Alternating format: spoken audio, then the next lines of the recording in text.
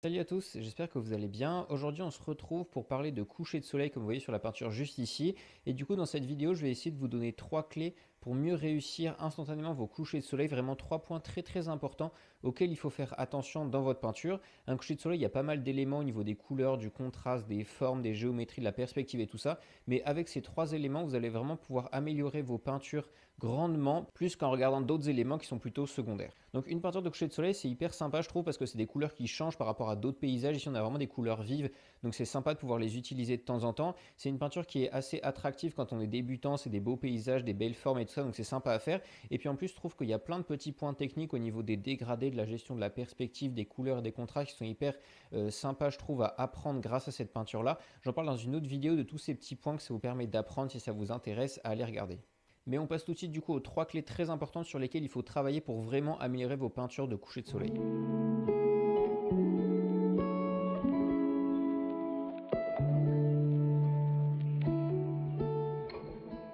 La première clé qui selon moi est vraiment la plus importante, c'est que un coucher de soleil, il faut faire des couleurs vives, comme vous voyez ici avec des oranges, des jaunes vraiment très puissants, mais il ne faut pas non plus tomber dans quelque chose qui soit trop cartoon, beaucoup trop flash et du coup qui fasse peinture un petit peu enfantine. En fait, l'erreur qu'on peut faire, c'est que quand on regarde une photo de coucher de soleil ou bien une peinture comme ça, on voit des couleurs qui sont très flash. Ici, on voit du orange et du jaune, du coup votre cerveau enregistre orange et jaune.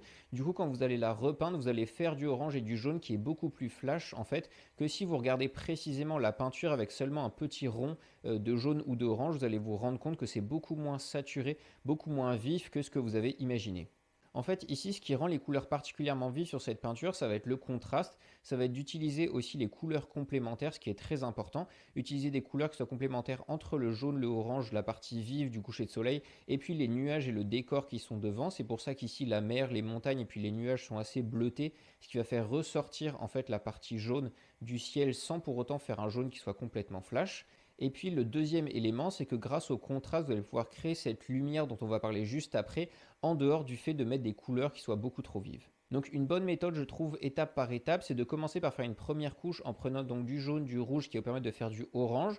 Ensuite de le désaturer un petit peu en ajoutant vraiment une petite touche de bleu ou de marron suivant les nuances que vous voulez faire, et puis du blanc pour l'éclaircir suivant les zones, si vous êtes proche du soleil, si vous êtes plutôt un endroit à l'ombre, etc.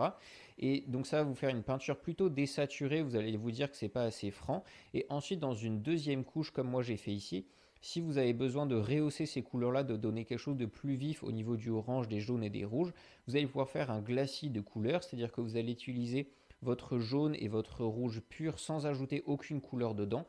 Et en passant un petit glacis comme ça sur votre peinture, en fait, ça va rehausser les couleurs d'un coup et ça va vous faire quelque chose de très vif, mais moins que si vous aviez vraiment mis du jaune et du rouge d'un coup. En fait, cet effet de couche en transparence donne de la subtilité, de la crédibilité en fait avec coucher de soleil, beaucoup plus que si vous faites quelque chose de trop flash dès la première couche. Le deuxième point très important pour un coucher de soleil, c'est d'arriver à recréer cette impression de lumière très flash qu'on a dans le coucher de soleil, parce qu'en fait comme le soleil est bas, on l'a vraiment en pleine figure.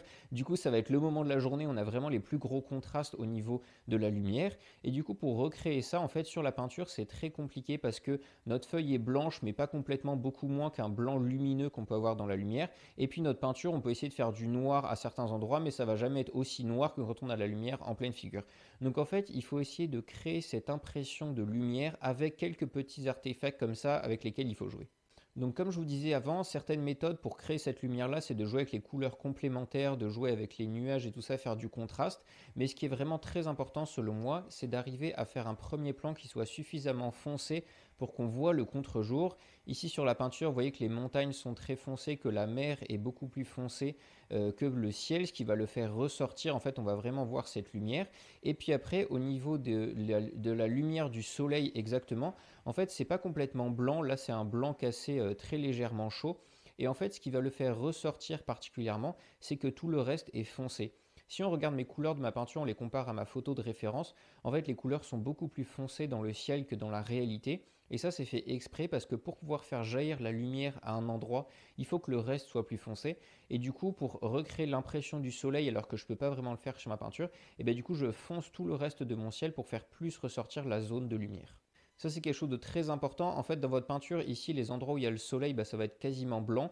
Du coup, vous ne pourrez pas aller plus clair. Et du coup, pour refaire jaillir cet endroit-là, il faut foncer tout le reste. C'est ce qui va vous permettre de créer ce contraste-là. Parce que si vous essayez d'éclaircir au fur et à mesure le blanc, vous ne pourrez rien faire. Et du coup, ça va rester donc des teintes un peu moyennes qui vont donner quelque chose de plutôt bof. Donc voilà, ce qui est très important pour faire jaillir la lumière, c'est d'avoir tout foncé sauf la zone de lumière du soleil, ce qui va vraiment créer les rayons de lumière très très puissants. Et pour faire ça, en fait, une très bonne méthode dans les couchers de soleil, c'est de jouer avec les nuages. On passe donc au troisième point au sujet des nuages. Je trouve que c'est quelque chose de très très important dans les couchers de soleil. Dans la réalité, il n'y en a pas tout le temps, mais moi personnellement, je trouve que quand il y a des nuages, c'est beaucoup plus beau, il y a beaucoup plus de couleurs, de contrastes et tout ça. Et du coup, dans les peintures, c'est un petit peu la même chose. Essayez de prendre des références photos ou d'imaginer des paysages où il y a des nuages. En fait, ça va vous permettre de travailler beaucoup plus la profondeur de votre ciel, d'éviter d'avoir quelque chose de plat, mais de donner vraiment une profondeur lointaine et quasiment infinie grâce aux nuages qui sont de plus en plus petits, de plus en plus fins. Et donc, on voit vraiment la ligne d'horizon qui s'étale comme ça loin devant vous. Ça va vous permettre de donner de la texture, du mouvement à votre ciel. Là, vous voyez que grâce aux nuages, en fait, on peut commencer à dessiner des grandes diagonales ou des horizontales dans le ciel, ce qui va permettre de vraiment donner du mouvement, de balader le regard dans le ciel, d'aller chercher des choses et tout ça. Ça va être beaucoup plus intéressant en fait qu'un grand dégradé lisse, sans aucun nuage et qui est juste un coucher de soleil classique. Comme je le disais avant, du coup, les nuages, ça va aussi vous permettre de jouer sur les contrastes. Vous voyez qu'ici, les nuages sont très foncés. En fait, en coucher de soleil, souvent, les nuages se retrouvent en contre-jour, ce qui va vous permettre de faire des petits traits et des formes très, très foncées autour des zones de lumière. Et du coup, ça va vous porter un contraste très, très fort. Ici, par exemple, si j'avais aucun nuage, en fait, le soleil, il est à peu près au milieu du ciel ici. Du coup, on aurait eu quelque chose qui est éclairé uniformément. Ça aurait eu beaucoup moins d'intérêt. Ici, grâce aux nuages foncés, en fait, je peux apporter de la couleur, du orange, du jaune. Je peux faire des zones très foncées, des grandes diagonales. Et du coup, ça rend quelque chose de dynamique et de beaucoup plus intéressant que juste un dégradé. Et pour finir, un petit bonus, ça c'est plus pour les débutants. Quand vous allez faire des nuages, en fait, ça peut aussi vous permettre de cacher un petit peu les erreurs que vous avez fait dans votre dégradé.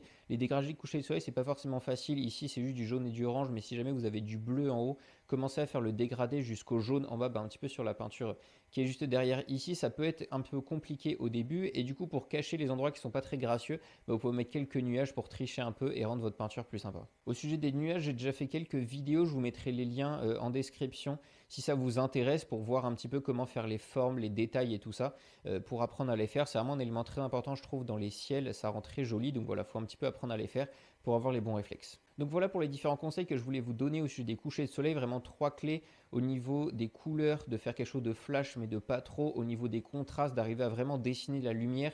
Et puis après, au niveau des nuages qui sont très importants selon moi pour dynamiser le ciel qui va être en fait le cœur de votre peinture si c'est un coucher de soleil. Donc voilà, il faut vraiment travailler là-dessus. Ça va vraiment améliorer votre peinture, de se focaliser sur ces différents points-là indépendamment les uns des autres et puis après tout rassembler dans une même peinture pour voir ce que ça donne à la fin.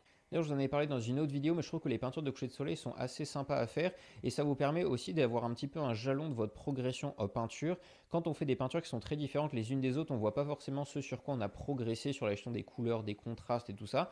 Et du coup, faire une peinture de coucher de soleil comme ça, elles se ressemblent toutes un petit peu au niveau des formes, des couleurs et tout ça. Donc voilà, faites une peinture de coucher de soleil, je ne sais pas, tous les 3-4 mois. Comme ça, vous pourrez voir au fur et à mesure votre progression. Ça peut être assez agréable pour voir ce sur quoi vous êtes meilleur et puis voir comme ça que vous peignez de mieux en mieux.